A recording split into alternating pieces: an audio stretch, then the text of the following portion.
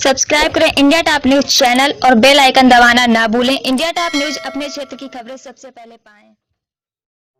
नमस्कार, India top news में आपका स्वागत है। Breaking news Kanpur. ई श्रम कार्ड के साथ साथ कई लाभ स्वयं सहायता समूह के माध्यम से दी गई जानकारी। कानपुर बिल्हौर ब्लॉक के अंतर्गत ग्राम पंचायत बेर्रा खानपुर में मीटिंग गठित की गई, जिसमें स्वयं सहायता समूह की महिलाओं को दी गई जानकारी, जिसमें ई श्रम कार्ड के बारे में विस्तार से बताया गया। सहायक विकास अधिकारी अनिल कुमार सिंह ने सहायता समूह की महिलाओं को ई श्रम कार्ड बनवाने के बारे में बताया और लोगों को भी ई श्रम कार्ड के कई लाभ भी बताए। सहायता समूह की महिलाओं में उत्साह ई श्रम कार्ड बनवाने के लिए जागृत हुआ और अनिल कुमार सिंह सहायक विकास अधिकारी ने स्वयं सहायता समूह के बारे में विस्तार से जानकारी भी दी। मैं अनिल कुमार सिंह, सहायक विकास अधिकारी ISD विकासखंड। ये जो समूह स्वयं सहायता समूह चलाया जाता है, इसका महिलाओं पे क्या असर पड़ता है? ये भारत सरकार की एक स्कीम है, राष्ट्रीय ग्रामीण आजीविका मिशन योजना के अंतर्गत ग्रामों के जो गरीब परिवार हैं उनकी महिलाओं को, दीदियों को समूह में जोड़ने का काम किया जाता है। इसमें एक समूह में 10 से लेकर 20 सदस्य का एक समूह बनाया जाता है, जिनको अपना विकास खंड गत वर्ष से 1 साल पहले से इंटेंसिव विकास खंड हो गया है। हमारे विकास खंड में ब्लॉक मिशन प्रबंधक के रूप में कार्यरत हैं और गांव पंचायतों में ICRP टीम आती है, वो हमारी समूह गठित करती है। जो गरीब परिवार हैं उसमें भी यही क्राइटेरिया है, जो गरीब परिवार हैं, BPL सूची में नाम है, नहीं है तो गांव सभा की बैठक करके PIP पार्टिसिपेटरी ऑफ आइडेंटिफिकेशन के माध्यम से गरीबों की पहचान की जाती है और उनको समूह से जोड़ा जाता है। इसमें लाभ ये है कि सबसे पहले अभिलेखों के लिए दरी वगैरह खरीदने के लिए 1500 रुपये प्रति समूह को दिया जाता है। इसके बाद अगर समूह हमारा पंचसूत्र का पालन करता है तो 3 महीने बाद 15,000 रुपये रिवॉल्विंग फंड का आशय है कि आप लोग लें, आपस में एक दूसरे को ज़रूरत के अनुसार पैसा दें और उनसे जो हमारे समूह ने एक ब्याज तय किया है, 1 रुपये मासिक या 2 रुपये मासिक जो तय किया गया है, उससे वो ब्याज सहित पैसा ले और अपने समूह की आमदनी बढ़ाए। इसके बाद फिर अगर आगे समूह हमारा क्रियाशील रहेगा तो उसको 1,10,000 रुपये CIF के रूप में दिया जाता है। उसको भी यही है, जो हमारा समूह का सदस्य कोई काम करना चाहे, गांव में कोई छोटी मोटी परचून की दुकान खोलना चाहे या और भी बहुत से काम होते हैं, जैसे आपने वो खरीदी, अरहर मूंग खरीदी, धान खरीदी, इसका आपने चावल बनाया, दाल बनाई, दाल बना के पैकेजिंग करके आपने बेचने का काम किया। जो भी काम करें, छोटी पैसा है, उससे बकरी खरीदी, उससे अपना जो आमदनी करी, तो जो हमारा समूह के सदस्य जो मांगेंगे अपनी बैठक में कि हमें 5,000 रुपये, 10,000 रुपये, 20,000 रुपये चाहिए, आप लोग अपनी सहमति से उसको दे सकते हैं। फिर उसको वही ब्याज जो निश्चित किया है आपने, ब्याज 1 रुपये सैकड़ा या 2 रुपये सैकड़ा जो लिया है, तो वो ब्याज सहित आप वापस लेंगे। इस ब्याज का साल में आप जोड़ेंगे कि ब्याज से हमारी आमदनी कितनी हुई। जितनी आमदनी हुई उसको अभी सभी लोग जो ले रहा है, पैसा जिसने लिया उसने मानव लाभ का 300 रुपये ब्याज वापस किया, 10,000 रुपये जमा किया, 2 रुपये सैकड़ा है तो ब्याज सहित एक माह में 1,000 रुपये 20 रुपये हो गया, 10,000 रुपये 200 रुपया हो गया, तो उसका लाभांश सब में बटेगा। जितनी सदस्य होंगी वो 10 से 11, 12 जितनी सदस्य होंगी सबको ये ब्याज का लाभ बटेगा। यही सब है। इसके बाद आपको बैंक से जोड़ने का काम किया जाता है, बैंक से लिंकेज किया जाता है, उसमें भी 1 लाख रुपए से लेके 5 लाख, 10 लाख, 6 लाख जितना भी ज़रूरत हो आपको, उसके हिसाब से बैंक से भी ब्याज पर पैसा दिलाया जाता है, कम ब्याज पर। ठीक है, इसको आप चलाएं, अपना अभिलेख दुरुस्त करें और जो भी कार्रवाई करें उसको आप विधिवत अपने अभिलेखों में दर्ज करें।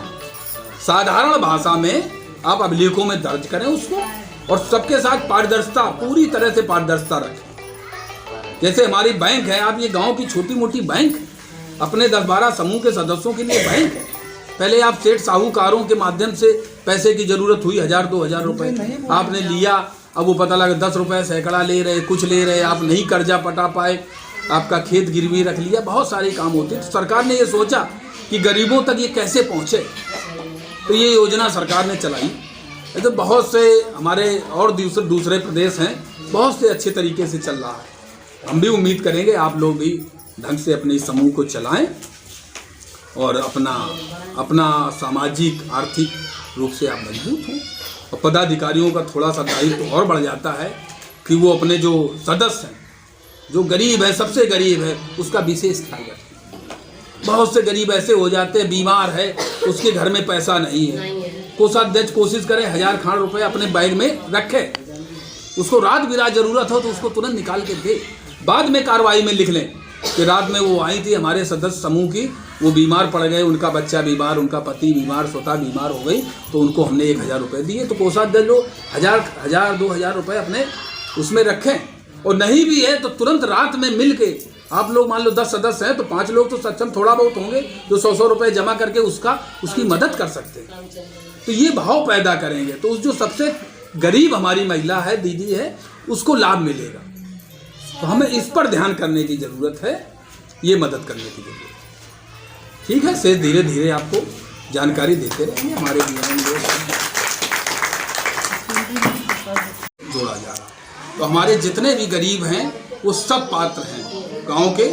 बस वही लोग नहीं हैं जो इनकम टैक्स अदा करते हैं, वो लोग नहीं हैं। और जो ये जैसे हमारी ये आशा बहुएँ हैं, ये भी इस योजना का पात्र है। समूह के जितनी मेंबर हैं ये सब इसके पात्र हैं। ये अपना और अपने परिवार का, पति का, सबका कराएं, सबका अपना कुछ लोगों संरचना वो कराएं। और निःशुल्क, ये शासन द्वारा निःशुल्क कार्ड बनाने का वो किया गया है। आप लोग इससे कोई शुल्क नहीं लिया जाएगा, कोई शुल्क नहीं देगा। कुछ लोगों का भय है कि सरकार हमारे खाते से पैसा 12 रुपये हर साल काटेगी, क्या ये सच है या झूठ?